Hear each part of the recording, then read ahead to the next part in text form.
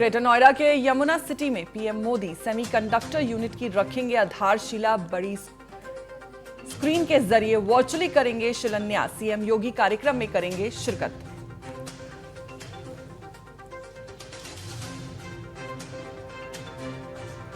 पश्चिम बंगाल में एसआईआर प्रक्रिया में हर सीट से हटे औसतन 19,000 नाम। टीएमसी का दावा 1.25 करोड़ वोटर सुरक्षित। बीजेपी का आरोप ममता को घोस्ट वोटर्स हटने का है डर।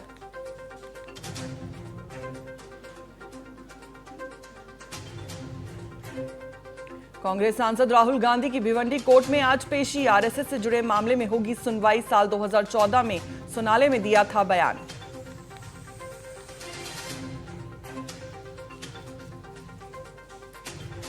अमेरिका 14 साल बाद सीरिया में फिर खोलेगा दूतावास। कूटनीतिक संबंध और क्षेत्रीय स्थिरता को मिलेगा बढ़ावा। साल 2012 में सिविल युद्ध के दौरान बंद हुआ था दूतावास।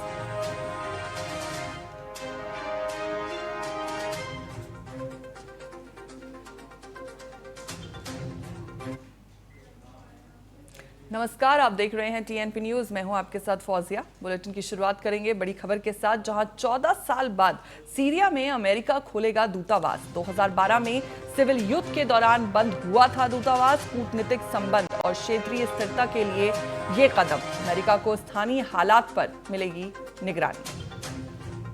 ये बड़ी खबर हम आपको बता रहे हैं, जहां अमेरिका 14 साल बाद सीरिया में अपना दूतावास फिर खोलने जा रहा है। ये दूतावास 2012 में सिविल युद्ध के दौरान बंद कर दिया गया था। अमेरिकी विदेश विभाग ने इस फैसले की पुष्टि करते हुए कहा कि ये कदम कूटनीतिक संबंधों को मजबूत करने और क्षेत्र में स्थिरता बनाए रखने के लिए उठाया गया है। विशेषज्ञों के मुताबिक इससे अमेरिका को स्थानीय राजनीतिक हालात और सुरक्षा मामलों पर बेहतर निगरानी रखने में मदद मिलेगी और दोनों देशों के बीच संवाद को फिर से गति मिलेगी।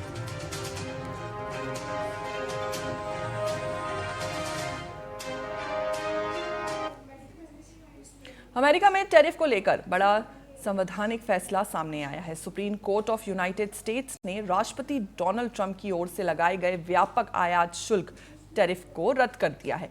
कोर्ट ने अपने फैसले में कहा कि राष्ट्रपति के पास आर्थिक आपातकाल घोषित कर नए या व्यापक टैरिफ लगाने की असीमित शक्ति नहीं है।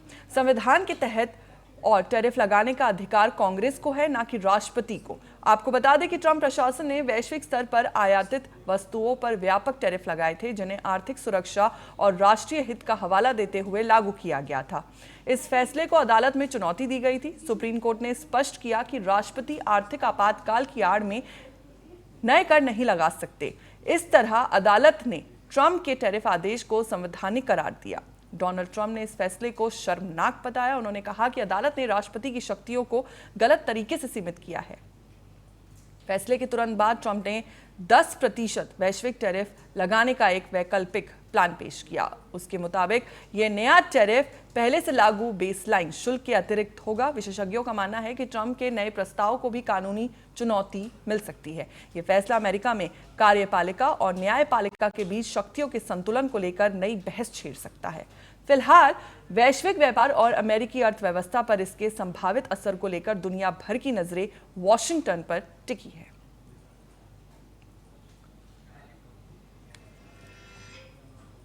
हमारे साथ इसी खबर पर ज्यादा जानकारी के साथ जुड़ चुके हैं विशेष संवाददाता राजीव कुमार। राजीव जी, आपसे समझना चाहूंगी मैं कि यूएस सुप्रीम कोर्ट ने टैरिफ रद्द किया और उसके 3 घंटे के अंदर ही ट्रंप ने 10% ग्लोबल टैरिफ लगा दिया। इस पर आप क्या कहेंगे? लेकिन भारत की ट्रेड पहले की तरह ही रहेगी। देखिए, जिस तरीके से ट्रंप ने जो अपनी जो सेकेंड इनिंग शुरू की थी, उसके बाद से लगातार वो यही कोशिश करते कि टैरिफ वार में वो जा रहे थे और तमाम देश जो उनकी बात नहीं मान रहा था या नहीं सुन रहा था, वो सीधा उनके पास एक विकल्प के रूप में आजमा रहे थे, एक हथियार के रूप में आजमा रहे थे कि टैरिफ को बढ़ा दिया जाए, जिससे कि लोग उनकी बातों को सुनने लगे, उनकी बातों को मानने लगे। लेकिन कल जिस तरीके से जो अमेरिकन सुप्रीम कोर्ट है, उसने जिस तरीके से इसे अवैध घोषित किया है कि जो टैरिफ लगाया गया वो अवैध है और आपको जो 175 अरब डॉलर जो आपने जमा किए हैं टैरिफ के लगाने के बाद जो अमेरिका को हासिल हुए हैं, वो उन्हें लौटाने पड़ सकते हैं। तो इसके बाद कहीं ना कहीं ट्रंप पे एक दबाव पड़ना चाहिए था, लेकिन ट्रंप ने उसके कुछ ही देर बाद स्पष्ट उससे कहा कि हम 10% अतिरिक्त टैरिफ लगा रहे हैं। इसका अर्थ ये हुआ कि ट्रंप कहीं ना कहीं सुप्रीम कोर्ट की बात को सुनने के लिए तैयार नहीं है। और जिस तरीके से उनका पहला बयान है कि कोर्ट का जो फैसला है निराशाजनक है और हमें नहीं सुना गया, यानी ट्रंप का कहना है कि जो अमेरिकन जो सरकार है उसकी बात को नहीं सुना गया। लेकिन एक तरीके से आप देखिए तो एक चेक एंड बैलेंस की जो स्थिति अमेरिका में अभी भी चल रही है, अभी भी है कि अगर सरकार वहाँ कुछ कानून लाती है तो सुप्रीम कोर्ट को लगता है अगर वो जनहित में नहीं है या फिर वो देश के हित में नहीं है तो उसको लेकर वो अपना आदेश जारी करती है। और जो फैसला हुआ था 9 जज थे जिसमें कि 6-3 से फैसला सुनाया गया। 6 जज ने स्पष्ट रूप से कहा कि अवैध था, जबकि 3 जजों ने कहा कि नहीं ये टैरिफ सही है। तो यानी 6-3 के ऐतिहासिक फैसले से अदालत ने फैसला अपना सुनाया था। लेकिन अभी वहां मध्यावधि चुनाव भी होने वाले हैं तो उससे भी ट्रंप को बहुत बड़ा झटका लगेगा। जो जिस तरीके से सुप्रीम कोर्ट ने आदेश सुनाया है तो उससे वहां झटका लगेगा। तो ट्रंप को सोचना पड़ेगा कि जो उन्होंने टैरिफ 10% जो बढ़ाया है उसको लेकर भी लोग अदालत जाएंगे और उस पर भी आपसे ये जानना चाहूंगी मैं यहाँ पे कि ये जो ट्रंप का नया 10% ग्लोबल टैरिफ प्लान है, कानूनी जाल में क्या ये भी फंस सकता है? और साथ ही इस फैसले से अमेरिका की राजनीति के साथ साथ भारत जैसे देशों के व्यापार पर क्या असर पड़ेगा? देखिए, जहाँ तक भारत के व्यापार का सवाल है, भारत के व्यापार पर किसी तरह का कोई असर नहीं पड़ेगा, ये बात तय है। और ट्रंप ने जो कल के आदेश के तुरंत बाद लगाया है तो ये निश्चित रूप से एक बार फिर से जो लोग हैं वहाँ के वो अदालत में जाएंगे और फिर अदालत में जो कार्रवाई है इसकी सुनवाई होगी। जो 10% टैरिफ बढ़ाई गई है उसकी सुनवाई होगी। लेकिन मैं इसमें आपको एक बात और बता देता हूँ कि कुछ चीजें जो है राष्ट्रीय सुरक्षा की चिंताओं का हवाला देकर 1962 के ट्रेड एक्सप्रेशन की जो धारा है उसके तहत कुछ चीजों पर टैरिफ लगाया गया था, जैसे कि एल्युमिनियम पे, स्टील पे और लकड़ी पे। तो ये टैरिफ जो है वो और जिस तरीके से लगाया गया था वो चलता रहेगा, क्योंकि उससे ट्रंप ने राष्ट्रीय सुरक्षा से जोड़ा था मामले को। तो उस पर कोई असर नहीं पड़ेगा। जो कल का आदेश है उस पर किसी तरह का कोई असर नहीं पड़ेगा। लेकिन जो बाकी तमाम चीजों पे उन्होंने टैरिफ बढ़ाया था, हर देश पे लगाया था, उस टैरिफ पे असर पड़ेगा। और ट्रंप के जो 10% टैरिफ लगाने की बात आप कर रही है कि उन्होंने लगाया है और उसका क्या कुछ होगा, तो ये एक बार फिर से लोग अदालत में जाएंगे और अदालत में से चुनौती दी जाएगी। राजीव जी, यहीं पर ये वाला सवाल मैं आपसे समझना चाहूंगी कि क्या ट्रंप का नया 10% ग्लोबल टैरिफ प्लान फिर कानूनी जाल में फंस सकता है? बिल्कुल फंस सकता है। फौजिया देखिए, क्योंकि ट्रंप प्रेशर में रहना नहीं चाहते, इसलिए उन्होंने तुरंत घोषणा कर दी। अगर वो थोड़ा सा अदालत ने जो आदेश दिया है उसको पढ़ा जाता, उसको समझा जाता कि अदालत क्या कहना चाह रही है, अगर उसके बाद ये फिर से लाते 10% टैरिफ तो समझ में कुछ आती बात है। लेकिन जिस तरीके से अदालत ने एक तरफ फैसला सुनाया उसके कुछ ही देर के बाद ट्रंप ने ये घोषणा कर दी। अब आप देखिए इसमें एक और महत्वपूर्ण हो सकती है कि ट्रंप इस पूरे मामले से जो ट्रंप की जो टैरिफ नीति है उससे ध्यान भटकाने के लिए और सुप्रीम कोर्ट के आदेश ने जो आदेश दिया है उससे भटकाने के लिए हो सकता है कि ट्रंप एक बार कोशिश करें कि कहीं न कहीं ईरान पे हमला किया जाए। और ये भी एक मामला उठ सकता है कि ईरान पे हमला के जिससे लोग उस मामले पे चले जाएंगे और ये टैरिफ वाला जो मामला है कुछ समय के लिए दब जाएगा। चलिए ठीक है राजीव जी, बहुत बहुत शुक्रिया आपका हमारे साथ जुड़ने के लिए और जानकारी साझा करने के लिए। खबरों में आगे बढ़ेंगे, जहां कांग्रेस नेता राहुल गांधी आरएसएस के एक स्वयंसेवक की ओर से दायर मानहानि के मामले में थाने जिले के भिवंडी स्थित मजिस्ट्रेट अदालत में पेश होंगे। उनके वकील ने यह जानकारी दी। कांग्रेस नेता के वकील नारायण अय्यर ने बताया कि राहुल गांधी को एक नया जमानतदार पेश करने के लिए कहा गया है। राहुल गांधी ने 2014 में लोकसभा चुनाव के लिए भिवंडी में एक कैंपेन मीटिंग के दौरान राष्ट्रीय स्वयंसेवक संघ को लेकर एक विवादित बयान दिया था। आरएसएस के राजेश कुंटे ने इस केस में उनके खिलाफ भिवंडी कोर्ट में कंटेम्प्ट पिटीशन फाइल की थी। उनके वकील नारायण अय्यर ने बताया कि इस केस में कांग्रेस के सीनियर नेता शिवराज पाटिल चाकुरकर राहुल के जमानतदार थे। क्योंकि चाकुरकर का पिछले साल निधन हो गया था, इसलिए राहुल को नया जमानत देने होगा। इसीलिए वे आज कोर्ट में पेश होंगे और नया जमानत देंगे। हालांकि सुरक्षा कारणों से अभी तक जमानतदार के नाम की घोषणा नहीं की गई है।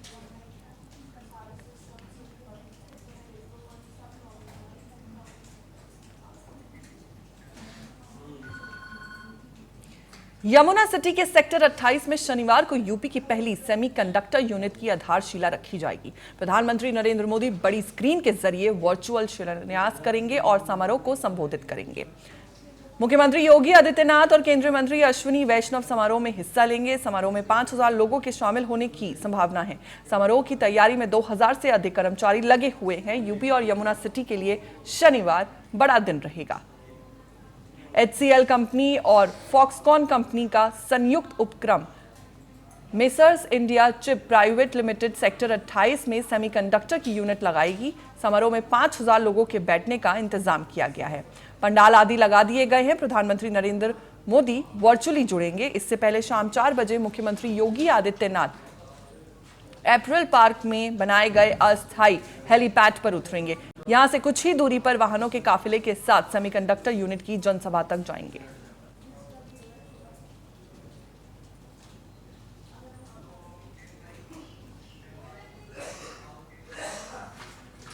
एक बड़ी खबर का रुख करेंगे, जहां पश्चिम बंगाल में एसआईआर पर हर सीट से 19,000 नाम हटे। ममता की एसआईआर लड़ाई सुप्रीम कोर्ट तक पहुंची। भाजपा का आरोप है कि ममता को घोस्ट वोटर्स का डर है। टीएमसी वायरल कर रही है ममता के वीडियो। ये बड़ी खबर हम आपको बता रहे हैं, जो पश्चिम बंगाल विधानसभा चुनाव में 2-3 माह ही बचे हैं, लेकिन सियासत गर्म है। अभी रैलियों और भाषणों का शोर नहीं है, पर वोटर लिस्ट और एसआईआर विवाद चुनावी रणभूमि बन गया है। टीएमसी सुप्रीम कोर्ट में ममता बनर्जी की एसआईआर लड़ाई का वीडियो वायरल कर रही है और जगह जगह उनके काले कोट वाली होर्डिंग लगी है। 1.25 करोड़ बंगाली लाइन में लग गए हैं और हर सीट से औसतन 19,000 से ज्यादा नाम हटाए गए हैं। वहीं भाजपा का आरोप है कि ममता घोस्ट वोटर्स और घुसपैठियों के नाम कटने से डर रही हैं। चुनावी विशेषज्ञ मानते हैं कि ये सिर्फ वोटर लिस्ट की सफाई नहीं, बल्कि आगामी विधानसभा चुनाव में ममता की रणनीति का अहम हिस्सा है।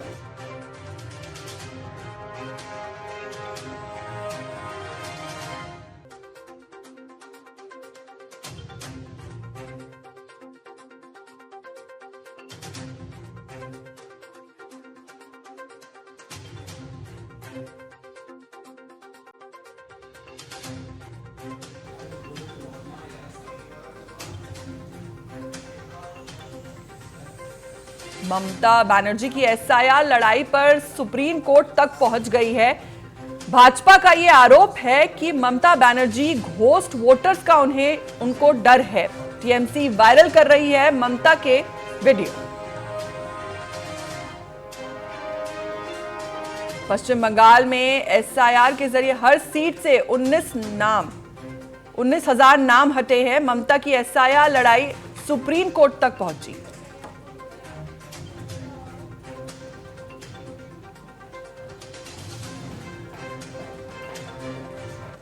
नाइजीरिया के उत्तर पश्चिमी जमफारा राज्य के गांव पर सशस्त्र लोगों के हमले में लगभग 50 लोग मारे गए और कई महिलाओं और बच्चों का अपहरण कर लिया गया। ये जानकारी राज्य के एक संसद सदस्य ने दी है। बुकुयुम दक्षिण का प्रतिनिधित्व करने वाले सांसद हमीसू ए फारू ने बताया कि हमलावरों ने तुंगन दुत्से गांव पर दावा बोला। उन्होंने इमारतें जला दी और भागने की कोशिश कर रहे लोगों पर गोलियां चलाई। स्थानीय नेता और स्थानीय सरकारी अधिकारी अभी भी लापता लोगों का पता लगा रहे हैं। वहीं तुंगन दुत्से के रहने वाले अब्दुल्लाही सानी ने बताया कि हमले में उनके परिवार के 3 सदस्य मारे गए। लगभग 150 से अधिक मोटरसाइकिलों पर हथियारबंद लोगों को देखने के बाद लोगों ने सुरक्षा बलों और स्थानीय अधिकारियों से संपर्क किया, लेकिन उनकी चेतावनी को नजरअंदाज कर दिया गया। आपको बता दें कि नाइजीरिया में अक्सर इस तरह की घटनाएं होती रहती हैं। सरकार पर शांति कायम रखने का गंभीर दबाव है।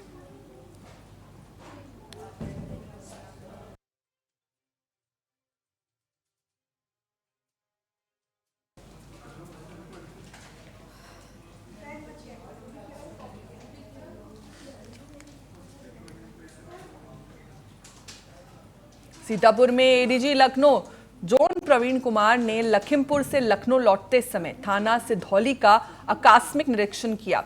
निरीक्षण के दौरान एडीजी ने थाना स्तर पर कानून व्यवस्था, अभिलेखकों के संधारण और आधुनिक पुलिसिंग की तैयारियों की गहन समीक्षा की। उन्होंने थाना कार्यालय में रखे अपराध रजिस्टर, त्यौहार रजिस्टर सहित अन्य अभिलेखकों की बारीकी से जांच की और आवश्यक निर्देश दिए। वहीं अचानक हुए इस निरीक्षण से पुलिस कर्मियों में सतर्कता बढ़ गई है और व्यवस्थाओं को दुरुस्त रखने के निर्देश दिए गए। 3 नए कानून जो बने हैं उनके थानों के क्रियान्वयन की समीक्षा के दृष्टिकोण से थाने को देखा गया था कि कैसे प्रभावी अभियोजन हो सके और कैसे अपराध पर और प्रभावी तरीके से नियंत्रण रख सके। बहुत अच्छा काम हुआ है और उसमें और हम लोग बेहतर करने की दिशा में आगे बढ़ रहे हैं, जिससे कि 100% कन्विक्शन की तरफ जो खासतौर से जघन्य प्रकरण है उनमें हम लोग ले सकें और हम अपनी प्रिवेंटिव पुलिसिंग इस तरह से करें कि जो अपराध हैं उनको हम होने से निवारित कर सकें। इस दिशा में हमने भ्रमण भी किया है, लोगों से बात भी की है। साहिबगंज बरहरवा नगर पंचायत चुनाव को लेकर सियासी सरगर्मी चरम पर है। इस बीच कांग्रेस समर्थित अध्यक्ष पद की प्रत्याशी रफत निसार जनता के बीच अपने विकास एजेंडे को लेकर सक्रिय है। इसे लेकर टीएनपी संवाददाता मुन्ना कुमार यादव ने रफत निसार से खास बातचीत की, जिसमें उन्होंने शहर के बुनियादी मुद्दों, पारदर्शिता और भविष्य की योजनाओं पर अपने विजन को शेयर किया। साहिबगंज जिला के बड़हरवा नगर पंचायत का चुनाव का तारीख नज़दीक जैसे जैसे आ रही है, हर प्रत्याशी अपने मतदाताओं को लुभाने में लगे हुए हैं। मतदान होना है 23 फरवरी को और सभी पार्टी अपने अपने प्रत्याशी के पक्ष में जनसंपर्क कर रहे हैं, क्योंकि इस बार जो है कि झारखंड के निकाय के चुनाव में दलीय चुनाव नहीं हो रही है, इस बार जो है आम चुनाव हो रही है। इस पर जो है कि हमारे साथ आज बड़हरवा नगर पंचायत अध्यक्ष प्रत्याशी रफत निसार हमारे साथ हैं खास बातचीत में। इनसे जानेंगे कि इनका चुनावी विजन क्या है, इसके बारे में जानेंगे। सबसे पहले हमारे टीएनपी न्यूज में आपका बहुत बहुत स्वागत है। जी, आप सभी लोगों का धन्यवाद। इस बार चुनाव आप पहली बार लड़ रहे हैं, जी, तो इस बार आपको क्या लग रहा है कि आप जनता के बीच में जा रहे हैं, ऐसा अनुभव हो रहा है आपको? लोगों का अपार स्नेह मिल रहा है, आशीर्वाद है और वो चाहते हैं कि हम जीत कर आए। क्या बेहतर कार्य करेंगे? अभी तक तो बड़हरवा का पूरा विकास नहीं हो पाया है अच्छे से, उन सभी का समाधान करना है, चाहे वो शिक्षा हो, स्वास्थ्य हो या जाम की समस्या हो। प्रतिनिधि शाहनवाज नसीर जी हैं, इनसे हम बात करेंगे कुछ विशेष मुद्दों पर जो है। बाकी उम्मीदवारों से आपका उम्मीदवार क्यों अलग है? बाकी उम्मीदवारों से मेरा उम्मीदवार इसलिए अलग है कि वो अच्छे पढ़े लिखे कैंडिडेट हैं और बाकी उम्मीदवार में उतना एजुकेशन नहीं है और नगर चलाने के लिए एजुकेशन भी जरूरी है, उनके साथ साथ अनुभव भी जरूरी है। अब बाकी कैंडिडेट के पास जो अनुभव मेरे पास है वो किसी के पास नहीं है। मेरे पास अनुभव 20-22 साल का पॉलिटिक्स का अनुभव है, सोशल वर्क का अनुभव है और हम लोगों ने बिना पद में रहे जो अपने अनुभव से लोगों को जो राहत और जो सहयोग किया है, उस अनुभव के आधार पर हम नगर का विकास करेंगे। नगर के विकास करने के लिए अनुभव जो 3-4 बात आपसे मैंने कहा, जाम से राहत के लिए या फिर हॉस्पिटल के लिए, एजुकेशन के लिए, अब तक किसी उम्मीदवार के पास ऐसा कोई रोड मैप है ही नहीं। साहिबगंज से मुन्ना कुमार यादव, टीएनपी न्यूज। साहिबगंज जिले के बरहरवा नगर पंचायत चुनाव को लेकर सियासी पारा लगातार चढ़ता जा रहा है। झामुमो समर्थित अध्यक्ष पद की प्रत्याशी बबीता कुमारी के पति शक्तिनाथ अमन जनसंपर्क अभियान में जुटे हैं। विकास, पारदर्शिता और शहर की बुनियादी सुविधाओं को लेकर उनका क्या रोड मैप है? टीएनपी न्यूज के संवाददाता मुन्ना कुमार यादव ने उनसे खास बातचीत की।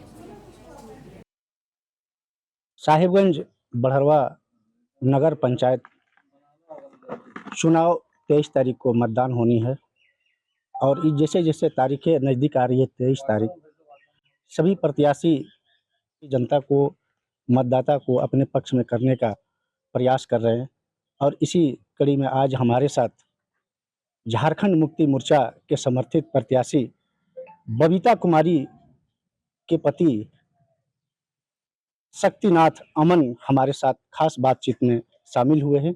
आज इनसे जानेंगे कि बड़हरवा नगर पंचायत का चुनावी विजन क्या है, आने वाले समय में बड़हरवा का तस्वीर कैसे बदलेंगे, इसके बारे में जानेंगे।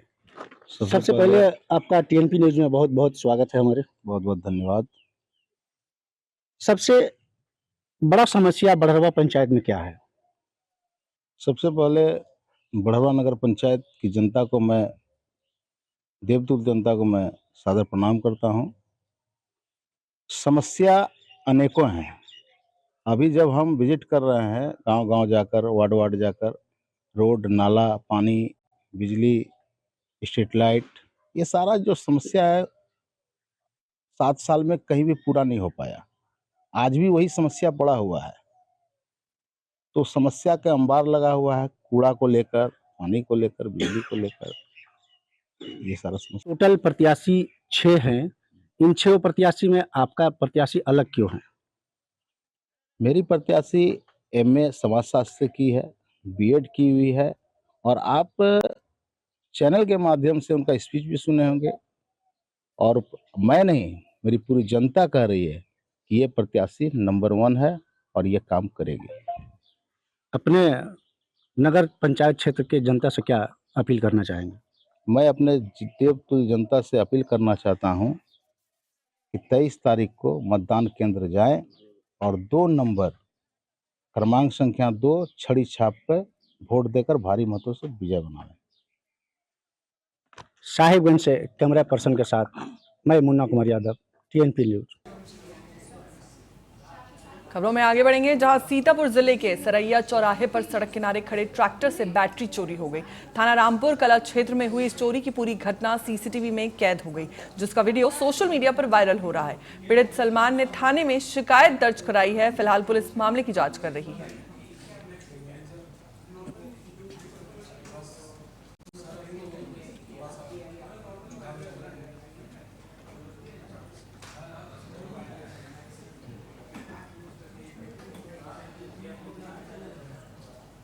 भागलपुर की अदालत ने डबल मर्डर मामले में 4 अभियुक्तों को सजा सुनाई है। महात्मा सिंह, श्रीनिवास सिंह और बुलू सिंह को 302 IPC के तहत आजीवन कारावास और 5,000 रुपए जुर्माना दिया गया। आपको बता दें कि डबल मर्डर मामले में एक व्यक्ति की घटनास्थल पर मौत हो गई थी, वहीं दूसरे की इलाज के दौरान मौत हो गई। अदालत में 7 गवाहों की गवाही के बाद आरोपियों को आजीवन कारावास की सजा सुनाई गई।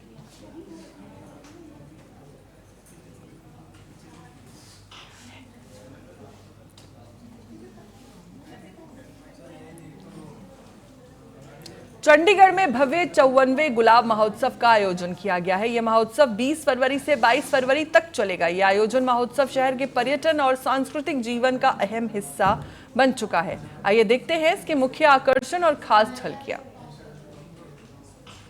चंडीगढ़ में भव्य गुलाब महोत्सव का आयोजन किया जा रहा है,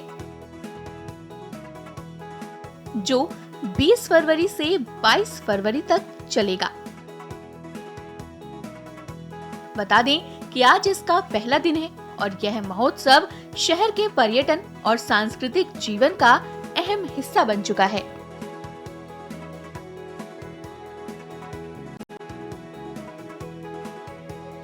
ये जो 54th रोज फेस्टिवल जो सेलिब्रेट कर रही है कॉर्पोरेशन चंडीगढ़, सबसे बड़ी बात इसमें खर्चा जो है सब फुली स्पॉन्सर्ड है। ऑलमोस्ट 75% 100% स्पॉन्सर्ड है। जहां पहले इतने वर्षों से, जब से ये रोज फेस्टिवल बनता आ रहा है, कई वर्षों से बनता आ रहा है, और तकरीबन पिछले 2 साल से लगातार जब से कमिश्नर साहब ने ज्वाइन किया है, हम इसको 100% हमने इसको रेवेन्यू जनरेटेड मॉडल बना दिया है। पहले इसमें हम कहाँ एक तरफ खर्चा किया करते थे और हमने इसको रेवेन्यू जनरेशन मॉडल कर दिया है। और आज भी हमें खुशी हो रही है कि लोगों में उत्साह देखने को मिल रहा है। और खासकर हमने इसमें क्या ध्यान दिया है, इस बार हमने बड़े बड़े कलाकारों पर ध्यान नहीं दिया, हमने ध्यान दिया वोकल फॉर लोकल, कि लोकल जो आर्टिस्ट हैं उनको प्लेटफॉर्म मिले। इसी के साथ फिलहाल इस बुलेटिन में मेरे साथ इतना ही। देश और दुनिया की तमाम खबरों के लिए बने रहिए TNP न्यूज के साथ। नमस्कार।